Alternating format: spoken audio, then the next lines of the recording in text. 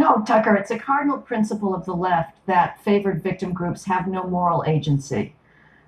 Their behavior doesn't count. They're victims inevitably of structural racism. But the fact of the matter is that if you are facing a deportation risk, the person who's responsible for that risk is you by having made the voluntary choice to come into this country illegally.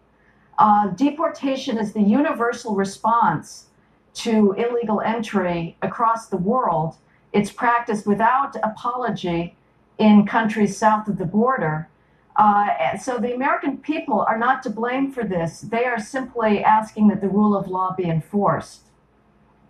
But when you hear, when you make that point, and I think you're absolutely right, and I've made it, and the response you get is, well, the United States is such a poisonous force in the region that our foreign policy is responsible for the fact that people are fleeing El Salvador and Guatemala and Honduras. How would you respond to that?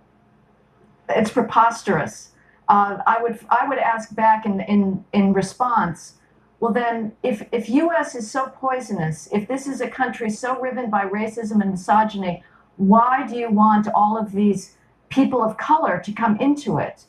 The left knows in some part of its brain that in fact this is the most opportunity-filled, tolerant country on earth, which is why it wants to bring in as many third world people of color as possible here. But at the same time, it insists on this false narrative that we are engaging in lethal bias and discrimination.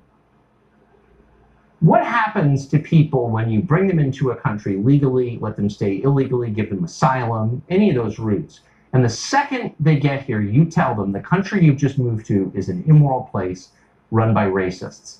How does that affect their view of their new home, would you say? Well, and that is certainly the propaganda that they get in schools from kindergarten onwards.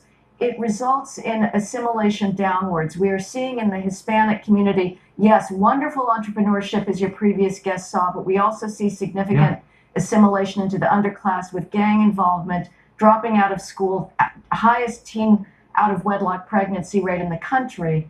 And it doesn't help to be told that you're in a place that somehow oppresses you and to think of yourself as a victim. No, I think that's exactly right. Heather Mac Donald, thank you very much. Thank you, Tucker.